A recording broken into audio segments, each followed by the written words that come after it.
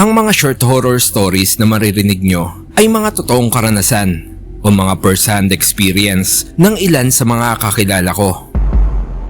Bale sa isang bayan lang to sa Bulacan nangyari. Pero bago ko simulan, gusto ko muna i-shoutout yung mga katoda ko rito. Shoutout sa Mati Batoda, pati na din sa mga bagong subscriber ng munti nating channel. Maraming salamat po sa pakikinig. Tara, simulan na natin. Kahoy ba yung... Diba, mintado. Ano lang siya dati, yung bahay ng Kastila. Bago lang patayan yung may ginibas laro na parang makalumang bahay. Bahay doon ng Kastila. Ano, gising siya, nakikita niyo may nag-aaway? Oo, nagigising Ano siya. yung tsura?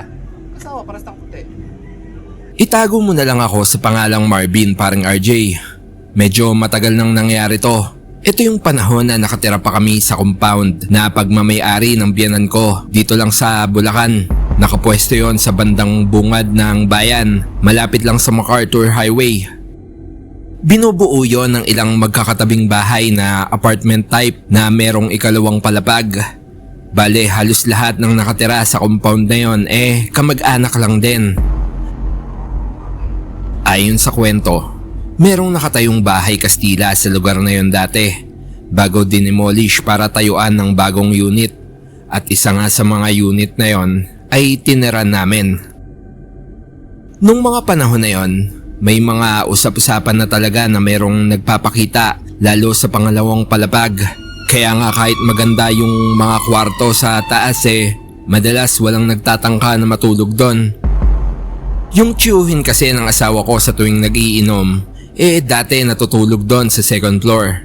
At ayon sa kanya kapag nasa kalagitnaan na siya ng pagtulog nagigising siya dahil may mga tila nag-aaway sa harap niya. Nung una, naririnig niya lang. Pero isang gabi nga o madaling araw nakita niya mismo ang isang lalaki at isang babae na nag-aaway sa harap niya. Tingin niya nga, mag-asawa yon at nakasuot ng medyo makalumang mga damit.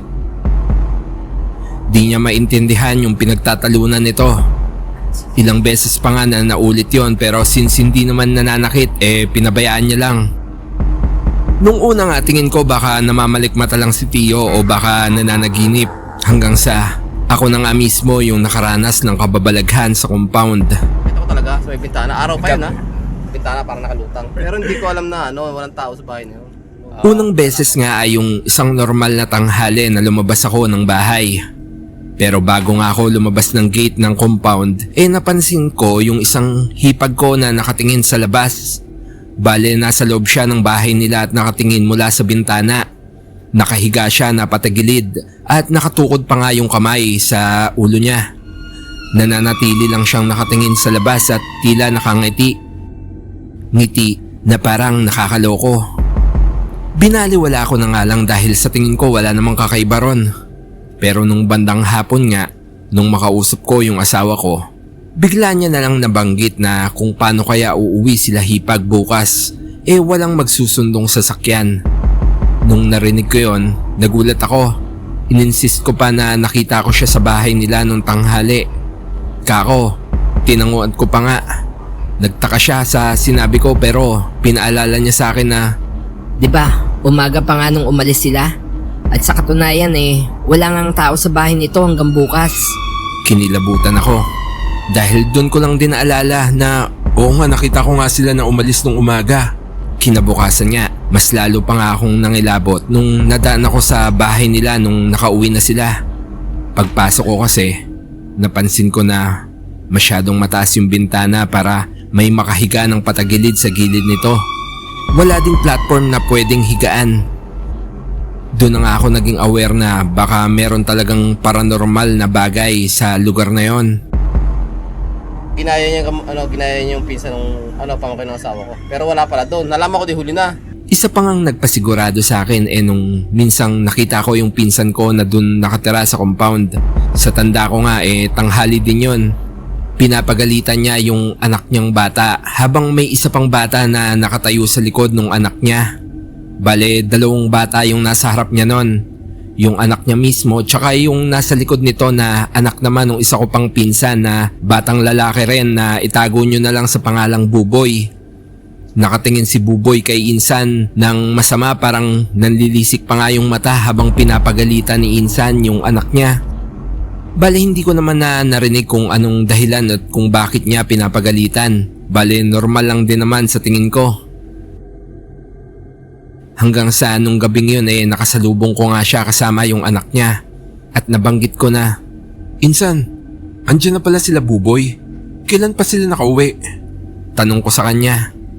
Ha? Wala pa sila Buboy dyan, nasa San Miguel pa. Next week pa uwi nun. Nakita ko si Buboy kanina, di ba? Magkalaro pa nga sila ng anak mo. Pinapagalitan mo pa nga yung dalawa eh. Wika ko kay Insan. Pero nagulat ako sa sagot niya. Yung anak ko lang mag-isa yung naglalaro kanina, kaya nga pinagalitan ko kasi mag-isa na nga lang, ang ingay-ingay pa sa loob ng compound. Nung narinig ko yon, nagtayuan yung balahibo ko sa kilabot. Sa puntong yon, sigurado na ako na may elementong nanggagaya dun sa compound.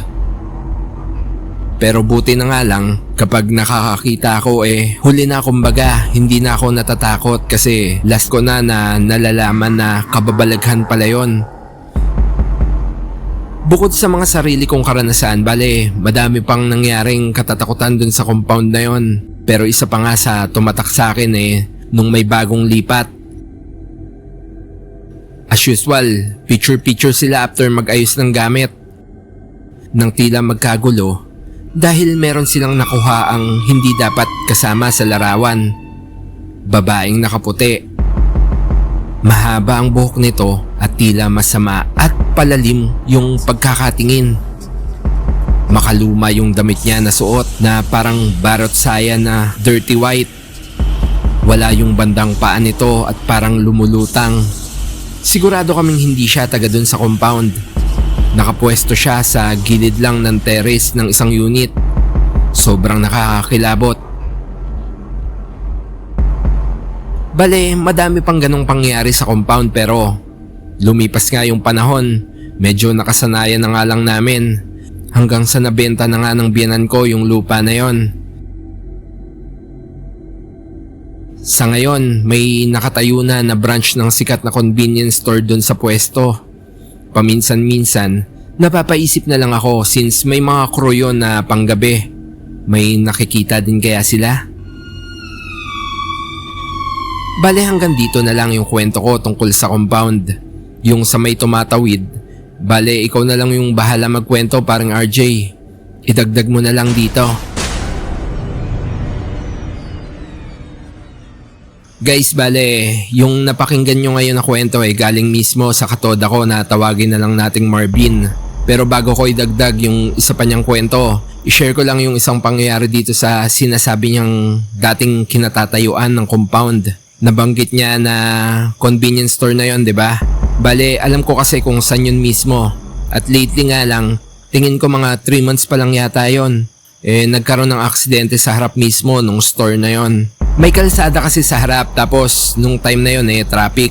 Habang nakahinto nga yung isa sa mga sasakyan which is isang pick-up, biglang bumulusok yon at nabangga yung nasa harap niya. Sa kasamaang palad nga nasawi yung nabangga niya. Bale ayun lang, nabanggit ko lang kasi dun nga yun mismo naganap sa harap ng dating compound na kinikwento ni Marvin. Tingin nyo ba coincidence lang o baka may something, di ba? Speaking of road accident nga, bale tutuloy ko na din yung isa sa mga kwento ni Marvin kung saan muntik na siyang maaksidente dahil nga sa biglang pagtawid ng isang, well, sabihin na lang natin na multo o kaluluwa. Sa pagkakadescribe kasi niya, habang binabagtas niya yung isang madilim na kalsada dito lang din sa bayan namin sa Bulacan, bigla na lang may tumawid na lalaking nakaputi. As in, sa tingin niya nga, natumbok niya na pero sa gulat niya parang tumagos lang yun sa tricycle nila. At nung lingunin niya nga, nakangiti pa itong parang tumatalon-talon habang patuloy sa paglalakad.